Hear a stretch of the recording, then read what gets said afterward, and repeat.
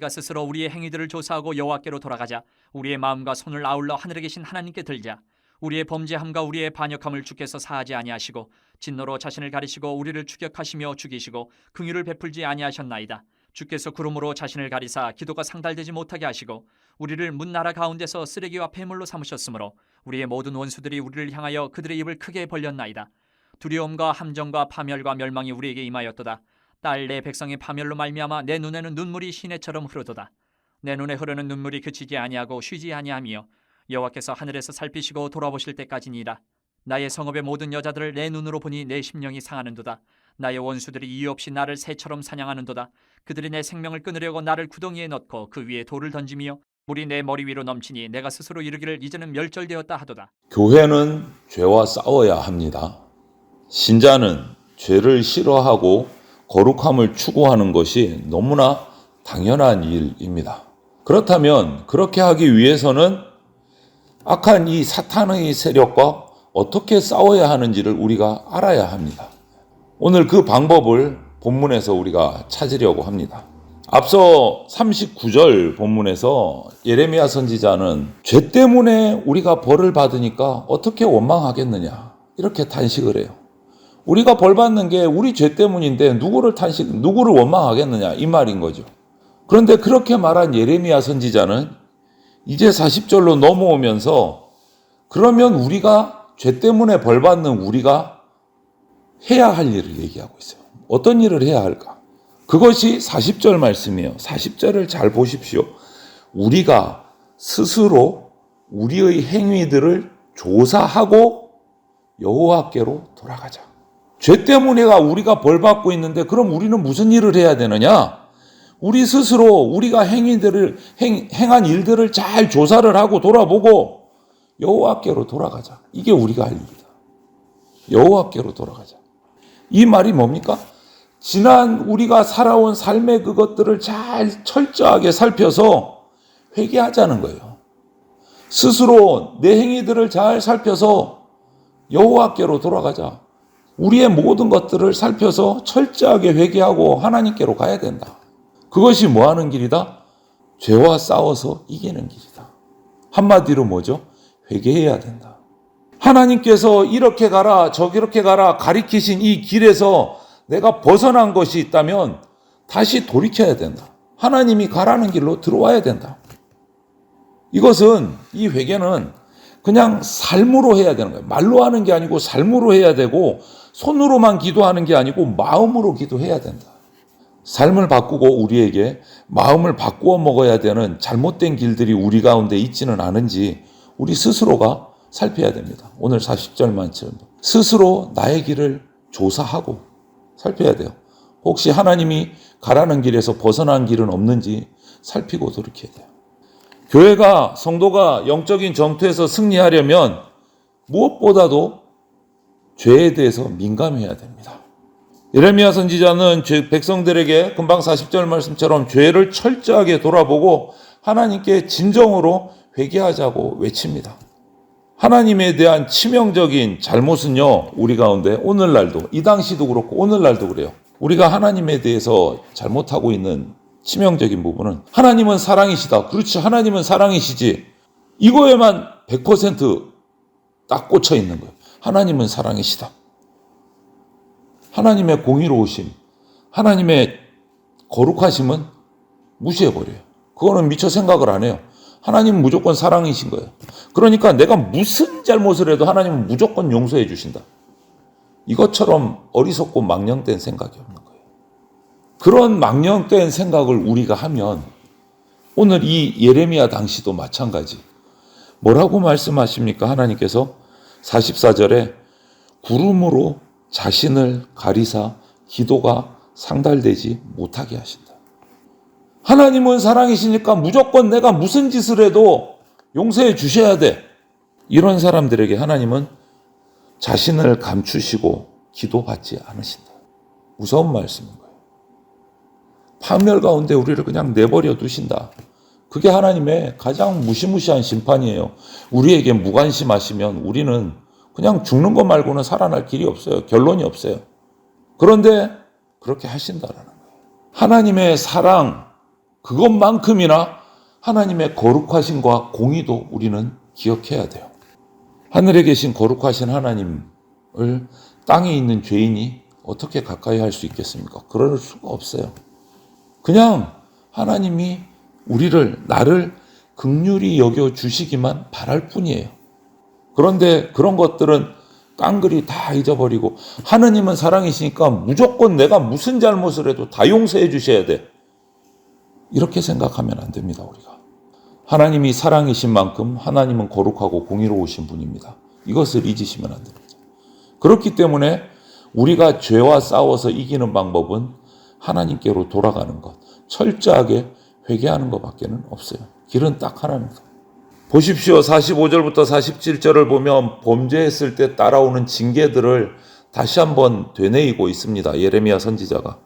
하나님이 우리를 용서해 주지 않으시면, 진노를 거두지 않고 긍휼을 베풀어 주지 않으시면, 우리의 기도를 들어주지 않으시면, 지금처럼 우리를 이런 처참한 상태에 그냥 내버려 두시면 우리는 완전히 원수들에게 삼켜져서 멸절된다라고 그냥 토로를 하고 있는 거예요. 눈물의 고백을 하고 있는 거예요.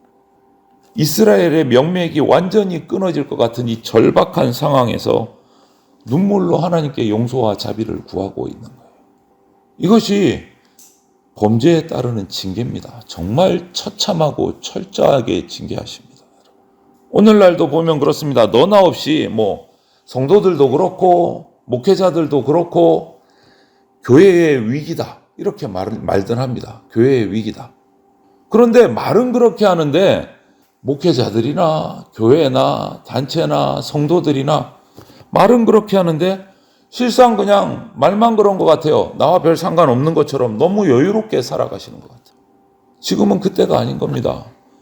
이 멸망하는 바벨론에 사로잡혀가는 이 비참한 남유다 왕국, 그것을 바라보면서 눈물로 토로하고 통곡하고 여호와께로 돌아가자라고 정말 울부짖는 이 예레미야 선지자처럼 하나님 앞에 철저하게 납작 엎드려서 용서와 자비를 구하는 일이 시급한 때예요. 오늘날 여러분 한번 잘 생각해 보십시오. 교회에서 좀처럼 듣기 어려운 설교가 있어요. 참 없는 것 같아요. 어떤 설교냐면 하나님의 진노, 하나님의 심판, 지옥의 비참함, 징계의 아픔, 이런 주제의 설교가 드물어요. 왜 그럴까요? 하나님의 사랑은 얘기하고 하나님의 은혜는 얘기하고 하나님의 축복은 얘기하는데 하나님의 징계는 듣기 힘들어요. 하나님의 진노, 하나님의 심판에 대한 말씀은 참 드물어요. 왜요? 많은 성도들이, 많은 그리스도인들이 점점 듣기 편한 내용을 그거에 관심이에요. 그거 축복 설교 듣고 싶대요. 축복받는 방법이 뭡니까? 평안한 방법이 뭡니까? 또 거기 따라 목회자들도 그런 설교만 주로 합니다. 거룩한 삶, 영원함에 대해서는 진지하게 생각을 잘 안 하는 것 같아요. 안타깝게도 왜곡된 복음, 값싼 복음이 득세를 하고 있는 거예요. 여러분, 하나님이 이제는 더 이상 공의와 심판을 행하시지 않는다는 잘못된 인식, 그래서 거룩하다는 것은 진부한 걸로 생각하고 멸시하고 그냥 세상과 좋은 게 좋은 거야, 하나님은 다 용서해 주셔, 이렇게 살아가는 그리스도인들이 너무 많다. 여러분, 저와 여러분들의 운명이 어떤 운명이었는지를 우리가 잊지 않는다면, 사탄의 종로로 타다가 죄에서 허우적대다가 지옥으로 떨어질 수밖에 없었던 운명이었다는 것을 우리가 잊지 않는다면 우리가 다시 죄로 간다? 이거는 있을 수가 없는 일입니다. 내가 어떤 존재였는지를 잊으면 안 돼요, 여러분. 얼마나 비참한 존재였는지를. 심판을 생각하면 어떻게 죄로 살았던 그 삶으로 다시 돌아갈 생각을 하겠습니까? 범죄가 불러오는 결과는 정말 말할 수 없이 비참하고 그에 따른 징계도 말할 수 없이 고통스럽다는 거, 우리가 괴롭지만 잊으면 안 됩니다. 괴롭지만. 예레미야 선지자는 유다의 멸망, 예루살렘의 파괴, 그 상황에서 죽고 포로로 끌려가는 그 유다의 백성들을 보면서 쉼없이 눈물을 흘리고 있어요. 그러면서 결단을 합니다. 하나님이 다시 자비를 베풀어 주실 때까지 내가 눈물을 닦지 않고 계속 기도할 겁니다. 하나님 자비 베풀어 주실 때까지. 우리가 잘못한 거 맞고, 우리가 죄 지은 거 맞고, 우리가 주님 앞에 회개 제대로 하지 않는 거 맞지만, 그래도 하나님 앞에 눈물로 기도하는 것 말고는 방법이 없습니다. 그러니까 하나님 제 자비를 베풀어 주십시오. 그때까지 내가 계속 기도할 겁니다. 이렇게 지금 자복하고 고백하는 거예요. 그러면서 백성들에게 여호와께로 돌아가자. 그거 말고는 우리가 살 길이 없다라고 외치는 거예요. 그렇기 때문에 우리 예레미야 선지자의 별명이 뭡니까? 눈물의 선지자. 눈물의 선지자. 예레미야 애가서를 우리가 다 묵상하는 그 시간까지 이 비참함과 이 눈물의 기도는 끊이지 않을 겁니다. 이 말씀을 읽고 묵상하기가 참 힘들고 어려울 겁니다, 우리. 하지만 이 과정을 우리가 거쳐야 하나님의 사랑을, 자비를 경험할 수 있습니다. 그냥은 안 됩니다, 여러분. 저와 여러분은 교회와 나라를 위해서 더 나아가서는 인류의 고통을 두고 하나님 앞에서 울며 기도하는 사람이 돼야 돼요. 그것이 그리스도인이에요. 예레미야 선지자는 자기 고난을 또는 자기 고통으로 표현된 이 유다의 괴로움을 하나님 앞에 그냥 눈물로 절절히 고백하고 있는 거예요. 그래서 오늘 표현을 보고 원수들에게 잡힌 사냥감 신세가 됐다. 도무지 살아날 길이 안 보인다라고 표현하는 거예요. 모든 것이 다 끝났다 생각하는 순간 그에게 남은 건 딱 하나예요. 하나님 앞에 눈물로 호소하는 거. 여러분, 우리에게는 다른 길이 있을 것 같습니까? 없습니다. 여호와께로 돌아가는 것 말고는. 삶이 버겁고 인생이 씁쓸하고 혼자서 끙끙 앓고 이때 자포자기해서는 안 돼요. 하나님 앞에 엎드려야 됩니다. 내 사정을 하나님께 그냥 절절히 아뢰는 것만은, 내 삶을 하나님과 어떻게든 엮어서 연결시키는 그것만으로도 우리 상황은요, 완전히 달라집니다. 하나님과 붙어 있어야 뭔가 달라집니다, 여러분. 그것이 우리에게 하나님께 연결하는 방법이 뭐가 있을까요? 회개 말고는 없어요.